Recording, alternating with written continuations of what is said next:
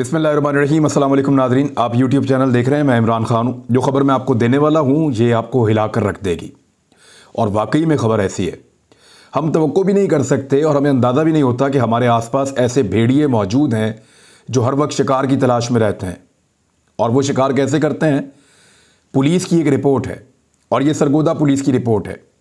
जब मैं रिपोर्टिंग करता था उस दौर में मैंने ऐसे कुछ केसेस देखे थे और इनके ऊपर काम भी किया था।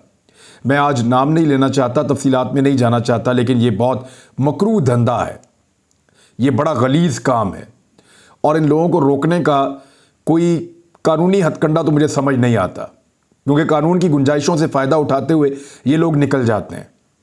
इनको सज़ा मिलनी चाहिए, सख्त से सख्त मिलनी चाहिए, कवानीन चाहे उसके लिए बदलने पड़े, ये करना चाहिए। ये हवा की बेटियों को भेड़ बकरियों की तरह जो है वो उनको ले जाते हैं, अगवा करते हैं, गायब करते हैं। अब जो पुलिस की रिपोर्ट है वो क्या बता रही है? वो ये बता रही है कि पुलिस एक लड़की की तलाश में निकली थी। ये लड़की अगवा हुई थी और इसकी तलाश में पुलिस निकली थी कि इसको ढूंढेंगे। ये जो लड़की है जिसको पहले अगवा किया गया था, इसका नाम है सोबिया बतूल। और सोबिया बतूल जो है ये अगवा हुई सरगोदा के थाना शाहपुर सदर की हुदूद से 21 अगस्त 2020 को।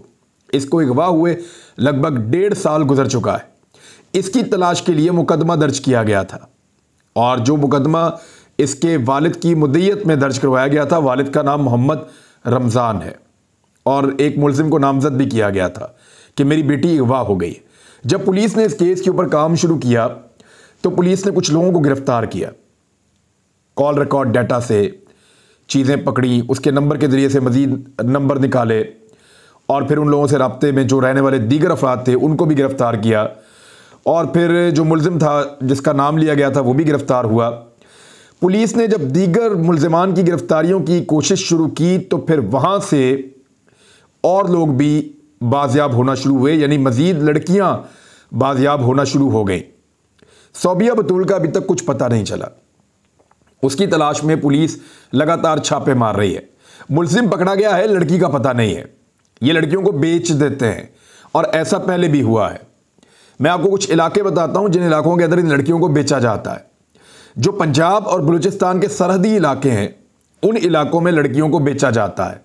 वहाँ के जो कबायली तर्ज के लोग हैं, कुछ मैं सबके ऊपर इल्ज़ाम नहीं धरता, लेकिन जो जराइम पेशा लोग हैं वो इन लड़कियों को ख़रीदते हैं और इनके साथ ना सिर्फ ज़्यादती करते हैं बल्कि हर किस्म के काम के लिए भी इनको इस्तेमाल करते हैं और अपने डेरों के ऊपर इनको रखते हैं।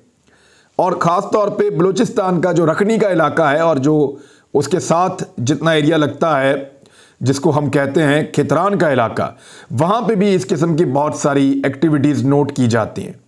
सखी सरवर का इलाका जो उस्मान बुज़दार साहब के एरिया से आगे का है, वहाँ मैं खुद गया था इस किस्म के वाक़यात जब हो रहे थे। उन दिनों भी पुलिस ने बहुत सारी लड़कियां वहां से बाजियाब की थी। अब जब सोबिया बतूल को ढूंढने पुलिस निकलती है तो वो तो नहीं मिल रही, लेकिन एक ऐसा नेटवर्क उनको मिलता चला गया कि वो आगे से आगे बढ़ते गए और आगे बढ़ते बढ़ते उन्होंने बहुत सारी लड़कियां बाजियाब करवा ली। अब जो खबर है वो ये कह रही है कि सुबह पंजाब के जिला सरगोदा में पुलिस ने गुज़िश्ता 1.5 माह के दौरान 151 मगवी लड़कियों को और खवातीन को बाजियाब करवा लिया। 151, अंदाजा कीजिए आप। और इनको जो अगवा किया गया वो गुज़िश्ता 1 से 1.5 साल में किया गया है। इतने मुनज़्ज़म नेटवर्क काम कर रहे हैं और खवातीन को अगवा कर रहे हैं। पुलिस ने 200 सफ़हात पर मुश्तमिल एक रिपोर्ट में बताया है कि सरगोदा के मुख्तलिफ इलाकों से अगवा की गई लड़कियां 151 लड़कियों और खवातीन को 1.5 बरस कबल लापता होने वाली 18 साल सोबिया बतूल की तलाश के दौरान छापों में बाजियाब करवाया गया है। सरगोदा पुलिस की रिपोर्ट के मुताबिक बाजियाब करवाने के लिए गुज़िश्ता माह 5 जनवरी को दी गई अदालती हदायत के बाद जिला भर में सर्च ऑपरेशन किया गया। जहां जहां पे ये छापा मारते थे इनको पता चलता था कि यहां पे ये लड़की हो सकती है, यानी अदालत ने हुक्म दिया तो फिर अब छापे मारने का सिलसिला शुरू हुआ। अब ये छापा मारते थे ऐसी जगहों के ऊपर जहां पे इनको इतला मिलती थी कि गैर कानूनी तौर पर लड़कियों को रखा गया है। जैसे ही छापा मारते थे लड़कियां रोना शुरू कर देती, चीखना शुरू कर देती, तो पुलिस को पता चलता कि इनको भी अगवा किया गया है। तो इस तरह ढूंढते ढूंढते पुलिस 151 लड़कियों तक, याद रखिएगा 150 से ज्यादा लड़कियों तक पुलिस पहुंच गई और फिर पुलिस अभी तक छापे मार रही है। इसमें जब आईजी पंजाब को पता चला तो उन्होंने सख्त अहकामात दिए थे और उन्होंने कहा था पकड़ो इन सारों को और जितनी बच्चियां उनको बाजियाब करवाया जाए। ना सिर्फ सरगोदा में, सरगोदा के आसपास के इलाकों में भी छापे मारे गए हैं। लेकिन एक हैरत अंगेज बात यह है कि सोबिया बतूल नामी बच्ची जिसको असल में ढूंढा जा रहा था उसका अभी तक कुछ पता नहीं चला। सरगोदा के जो डीपीओ हैं डॉक्टर रिजवान, उन्होंने अदालत को बताया कि सोबिया बतूल की तलाश जारी है, ताहम कामयाबी नहीं मिली। अगवा के शुबे में गिरफ्तार मुल्जिमान से तफ्तीश और उनके रिश्तेदारों के इंटरव्यूज किए गए हैं। लड़कियां कहां से बाजियाब करवाई गई, अब ये एक ऐसा पैराग्राफ है जो थोड़ा सा मैं इसको सेंसर करूंगा, लेकिन आप सुन लें। रिपोर्ट में बताया गया कि मुश्तरका तहकीकाती टीमों ने मुख्तलिफ जराए से मिलने वाली इतलात पर तफ्तीश की और छापे मारे। यानी ये जो इतलात हैं मुख्तलिफ सोर्सेज से आ रही थी। दारुल अमान से उन्होंने राब्ते किए, ईदी सेंटर से राब्ते किए, मुख्तलिफ जो लोग चीज़ें जानते हैं, जो सोर्सेज हैं पुलिस के, वहाँ पे राब्ते किए, और खुफिया जो कहबा खाने हैं और इस किस्म के एरिया जहाँ पे लोग अय्याशी के लिए जाते हैं, वहाँ से लड़कियों को बाजियाब करवाना शुरू किया। जबकि एक मुलजिम के बारे में बताया जा रहा है कि वो पाकिस्तान के एक बड़े अहम इदारे के अंदर भी मुलाजमत करता है और उस इदारे से इजाज़त लेने के बाद उसको तहवील में लिया गया है, लेकिन अभी तक मगविया का कोई सुराग नहीं लग सका है। अदालत ने इसके ऊपर बड़ा सख्त रद्द अमल दिया है। जस्टिस मकबूल बाकर ने सरगोदा के डीपीओ डॉक्टर रिजवान की जानिब से मुरतब करदा रिपोर्ट पर हैरत और तशवीश का इजहार किया है। उन्होंने कहा कि एक ज़िला से इतनी बड़ी तादाद में लड़कियों का अगवा होना तशवीशनाक और पुलिस की नाकामी और नाअहली का सबूत है। बात यह है कि ये पुलिस ने ही बेशक इनको बाजियाब करवाया है, लेकिन इन तमाम के मुकदमात कहाँ हैं? और अदालत ने जब कहा, दबाव डाला, फिर आईजी ने कहा और फिर ये एक्शन हुआ, 151 लड़कियां बाजियाब हुई, तो ये एक साथ अब होना शुरू हो गया है। मजीद पता नहीं कितनी लड़कियों की जिंदगियों के साथ खेला जा रहा है ये खौफनाक खेल। तो अब आईजी पंजाब ने हदायत जारी की हुई है, पुलिस काम कर रही है। बड़ा अनफॉर्चुनेट है इस किस्म के वाकयात पाकिस्तान में इस सदी के अंदर, जब दुनिया कहाँ से कहाँ पहुँच गई है वो अब तक हो रहे हैं। और हमारा मुल्क है इस्लामी जमहूरिया पाकिस्तान। अफसोस होता है। दो खबरें और बहुत इंपॉर्टेंट हैं। एक तो मैं आपको बताना चाहता हूं कि टीटीपी के साथ जो मुज़ाकरात और बंदों की आज़ादी, यानी दहशतगर्द जो गिरफ्तार किए गए थे, उनकी आज़ादी के हवाले से सोशल मीडिया के ऊपर कुछ डाटा गर्दिश कर रहा था, तनकीद भी हो रही थी। तो क्या वाकई ऐसा हुआ है? मैं आपको भी बताता हूँ। मेरे पास एक रिपोर्ट मौजूद है और उसके अलावा एक और खबर जो मेरे पास है वो कराची के अंदर जो बढ़ती हुई वारदातें हैं उस पर है। यानी सिंध पुलिस ने फैसला किया है कि वो ऑपरेशन करेंगे, लेकिन क्या करेंगे? वो तो खुद हिस्सेदार लगते हैं इस सारे काम के अंदर। शहरी जो हैं वो डरे डरे सहमे सहमे फिरते हैं और चोर डाकू जो हैं वो दंदनाते हुए आते हैं। मैंने तो वो भी वीडियो देखी है कि चोर ने आके, डाकू ने आके सामान छीना, ऐनक पहनाई, बेचारे जिस आदमी को लूटा उसको, और उसके बाल भी ठीक किए और फिर आराम से मोटरसाइकिल पे बैठकर चला गया। यानी दीदा दलेरी का आप अंदाजा कीजिए कि खौफ ही किसी बात का नहीं है। सीसीटीवी फुटेज जहां से मिलती है वहां पे पुलिस थोड़ा बहुत एक्शन लेती है, बंदे गिरफ्तार कर लेती है। यानी जिस वाकये की सीसीटीवी फुटेज या जिस वाकये की कोई भी फुटेज मंजरे आम पे सोशल मीडिया पे या मीडिया पे आ जाएगी, पुलिस 1 दिन 2 दिन के अंदर बंदे गिरफ्तार कर लेती है, क्योंकि पुलिस को सबका पता होता है। लेकिन जिन वाकयात की कोई फुटेज नहीं आती वहां पे पुलिस कुछ नहीं करती। कैसे?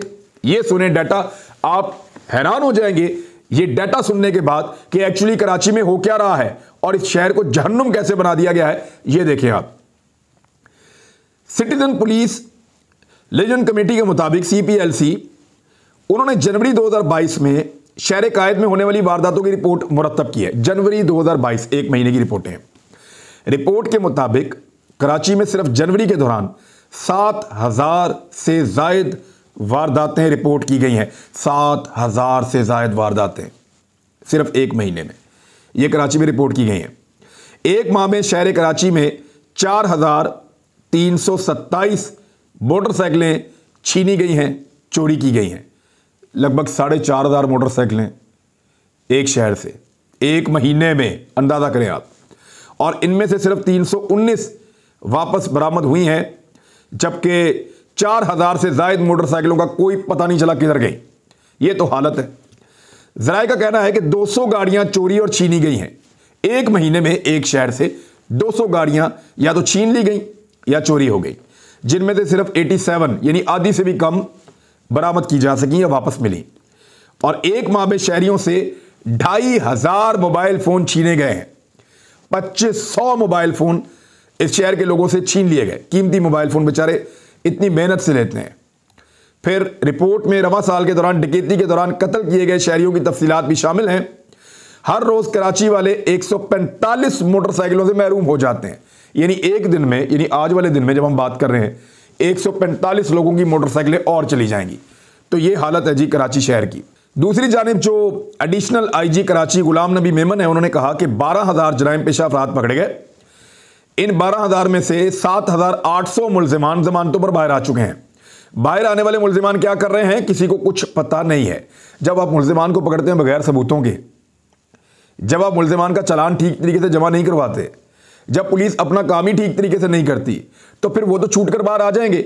यानी ब्लेम करते हैं जजेस को। आपको लगता है कि जो पॉकेट मार है या जो स्नैचर है या जो मोटरसाइकिल चोरी करने वाला है, ये मुल्जिमान को जजों के साथ ताल्लुकात होते हैं जो वो छोड़ देते हैं? ऐसा तो हो नहीं सकता। एक्चुअली पुलिस की तफ्तीश के अंदर इतना वैक्यूम छोड़ देते हैं कि वकील आता है, बड़े आराम से जमानत करवा के ले जाता है। अब जज ने तो कानून के मुताबिक चलना है। तो जब पुलिस कानून को सपोर्ट ही कोई नहीं देगी, कोई सबूत नहीं देगी, कोई एविडेंस नहीं देगी, कुछ मौजूद नहीं होगा, तो मुल्जिम तो फिर ऐसे ही छूटेंगे। अब एक और खबर जो मैंने आपको बताया था तालिबान के हवाले से, उस खबर की तफसीलात आप ले लें। हुकूमत पाकिस्तान का टीटीपी के जो लोग हैं उनको रिहा करने से इनकार। ये खबर बहुत इंपॉर्टेंट है। हुकूमत पाकिस्तान ने उन तमाम खबरों की तरदीद कर दी है जिनमें हालिया दिनों में कलअदम तहरीक तालिबान पाकिस्तान या टीटीपी के साथ मुज़ाकरात के नतीजे में उनके कई कैदियों की रिहाई का दावा किया गया था। अब जो हुकूमत का मौक़िफ़ है वो ये है कि मुज़ाकरात हम कर रहे थे और उसके नतीजे में कहा जा रहा था कि टीटीपी अपने लोगों को आज़ाद करवाना चाहती है। जब ये सवालात किए गए तो फवाद चौधरी साहब ने कहा इसकी तस्दीक नहीं हो सकती और ऐसा नहीं हुआ। हमने तालिबान को या टीटीपी के लोगों को हमने नहीं छोड़ा। कलअदम तहरीक तालिबान पाकिस्तान और हुकूमत की हमायत याफ्ता महसूद कबायली जिरगे के दरमियान अफगानिस्तान में चंद रोज़ कबल मुज़ाकरात होने की इतलात के बाद ऐसी खबरें गर्दिश में आई कि हुकूमत ने कई तालिबान कैदियों को रिहा कर दिया है। तहरीक तालिबान पाकिस्तान ने मुज़ाकरात पर बराह रास्त तबसरा नहीं किया। अफगानिस्तान और पाकिस्तान में मौजूद ज़राए ने यह बताया कि हक्कानी नेटवर्क के सरबरा और अफगानिस्तान के वज़ीर दाखिला सराज हक्कानी की मुदाखलत और सरपरस्ती में महसूद कबायली जिरगे का वफद अफगान सरजमीन पर तहरीक तालिबान पाकिस्तान के आला ओहदेदारों से मुलाकात के बाद पाकिस्तान वापस आ गया, जिसके बाद पाकिस्तानी हुकाम अब तक 40 के करीब तालिबान कैदियों को रिहा कर चुके हैं। ये दावा था। शुमाली वज़ीरिस्तान में एक सरकारी ज़राए ने नाम ज़ाहिर न करने की शर्त पर बताया था इंडिपेंडेंट उर्दू को कि 20 फरवरी 2022 को टीटीपी के साथ मुज़ाकरात के लिए 10 रुकनी कमेटी तुर्कम बॉर्डर के रास्ते अफगानिस्तान गई थी, जिसमें शामिल मलकान, यानी मलकान कहते हैं, वो मलिक कहते हैं बुजुर्गों को या जो उनके लीडर्स हैं उनको, उनकी तफसीलात जो है वो बताई गई थी और उनकी तफसीलात हमारे पास मौजूद हैं। लेकिन हुकूमत ने इस बात से इनकार कर दिया है कि उन्होंने तालिबान को या दहशतगर्दों को या टीटीपी के लोगों को रिहा किया है। ये दावा हुकूमत ने बिल्कुल गलत करार दे दिया है। तो नाज़रीन, ये इंपॉर्टेंट खबरें थी। अब तक के लिए इतनी। अपना ख्याल रखिएगा, अपने इस चैनल का भी। अल्लाह हाफिज़।